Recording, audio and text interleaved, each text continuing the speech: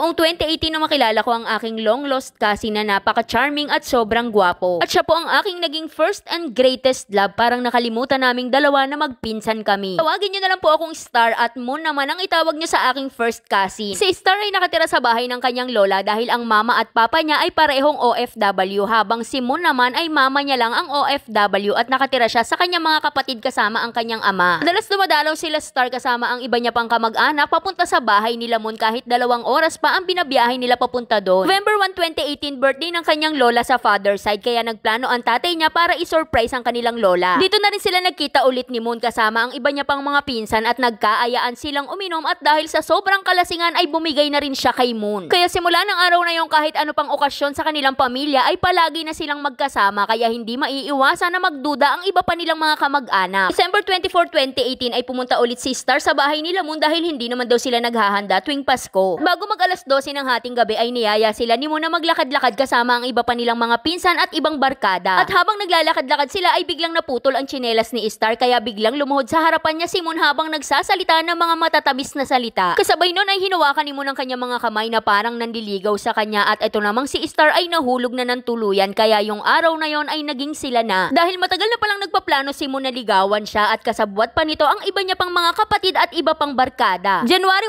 1 ito ang araw na umuwi na ang mama ni Moon galing sa ibang bansa at medyo naging busy si Star sa kanyang karir na pagmomodel. Kaya ang madalas na nakakasama ni Moon ay ang iba pa nilang mga pinsan kaya hinahanap daw siya ng mama ni Moon dahil never pa daw siyang nakita nito. Hanggang sa nabasa ng mama ni Moon ang conversation nilang dalawa na hindi pa siya nagkakaroon nung buwan na yon. Ang akala kasi ni Star ay simpleng nade-delay lang siya pero hindi niya alam na ito na ang senyales na siya po ay nagdadalang tao. Una ng February nang malaman niyang siya ay buntis may daladala siyang PT at mga patunay na siya ay aalis na rin papunta ng States. Ang nasa isip kasi ni Star ay bubuhayin niya na lang ang bata sa ibang bansa pero bago sana siya umalis ay gusto niya muna sanang makausap si Moon pero pagpunta niya ron ay hindi na siya pinapasok sa loob ng bahay. Kasama niya pumunta doon ang kanyang kapatid pero ang masakit lang na pangyayari ay dinaanan lang siya ni Moon at hindi na siya kinausap. Kaya wala nang ibang nagawa si Star kundi umiyak na lang pero nakapag-message pa siya kay Moon at sinabi niyang pupunta na siya ng ibang bansa at ang tanging reply lang sa kanya ni Moon ay pasensya ka na susundin ko lahat ng mga sinabi ni Mama. Noong February nang umalis na si Star papunta ng States pero hindi niya kinaya ang lungkot kaya buwan ng November ay bumalik din siya dito sa Pilipinas. Pero nung mga panahon na nasa ibang bansa pa siya ay doon na siya nakunan dahil hindi niya kinaya ang lungkot at depression. Taong 2021 ang pumanaw ang kanilang lola at sa hindi inaasahang pangyayari ay nagkita ulit silang dalawa. Nagkita po sila sa isang simbahan. Iyak na lang po ako habang tinitignan ko ang lola ko dahil pinagsabay po kaming dalawa sa last viewing. Ito ko na lang din po nalaman na nagkaroon na rin pala siya ng anak sa ibang babae na ipinalit niya agad sa akin pagkatapos lang naming maghiwalay. Papaisip na lang ako kung minahal niya ba talaga ako ng tunay noon dahil hindi niya man lang nagawang humarap sa akin, bigla niya na lang akong iniwanan sa ere. At ang kabilin-bilinan ko sa kanya bago pa ako umalis nun papuntang ibang bansa na kung sakaling may makilala siyang iba at mabuntis niya, sana panagutan niya na. Kaya kahit papano ay masaya na rin ako para sa kanya dahil alam kong pangarap niya na magkaanak ng isang babae. At sa ngayon ay masaya na rin po ako kung anong meron ako dahil isa po akong student pilot at pabalik na rin ako ng ibang bansa para ipagpatuloy ang aking pag-aaral. Broken hearted pero fighting lang. Napakasakit lang po talaga pero kailangan tanggapin at sana malaman niya na mahal ko pa rin siya at hindi siya nawawala sa puso ko. Sana po ay makapag-usap pa kami para linawin ang lahat ng bagay, kumbaga parang closure para masagot lang ang aking mga katanungan. Kaya hanggang dito na lang Ate Charis. Kaya para sa mga gustong sumulat, dito lang po yan sa ating Facebook page na Saycarp. Huwag kalimutan mag-follow para updated ka everyday. Kaya shoutout muna kay Jennifer Hernandez at kay Yeng Constantino, Fatima, Faith Magante, Genesis Tonido at Danica Ranke. Kaya yun lang. Like and share para lang mo kung namin bukas. Bye-bye!